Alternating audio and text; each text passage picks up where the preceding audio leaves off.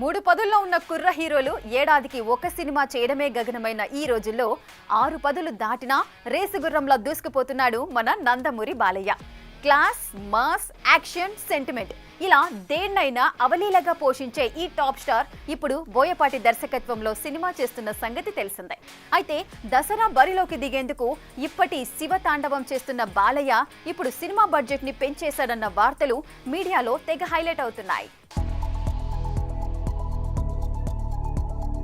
అటు రాజకీయాల్లోనూ ఇటు సినిమాల్లోనూ జోరు చూపిస్తున్న బాలయ్య ప్రస్తుతం అఖండ 2 చిత్రంలో నటిస్తున్న సంగతి తెలిసిందే. బోయపాటి బాలయ్య కాంబోలో వచ్చిన అఖండ సాలిడ్ సక్సెస్ కొట్టడంతో ఇప్పుడు అఖండ 2కి మరింత క్రేజ్ పెరగడమే కాకుండా బడ్జెట్ కూడా భారీగానే పెరిగినట్లు టాక్ వినిపిస్తోంది. అయితే బాలయ్య క్రేజ్ ని దృష్టిలో పెట్టుకుని చిత్ర బృందం ఏమాత్రం వెనకడుగు వేయకుండా భారీ బడ్జెట్ ని పెట్టడానికి సిద్ధమవుతుందట.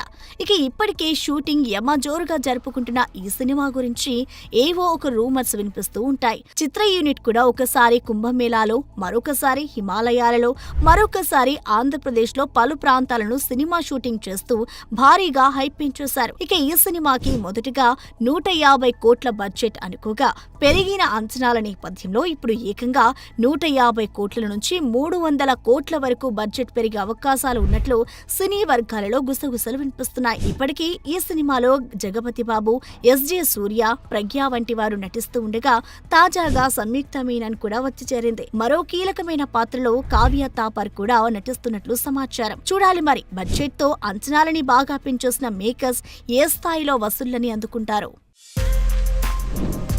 For more videos like this, subscribe Big TV channel.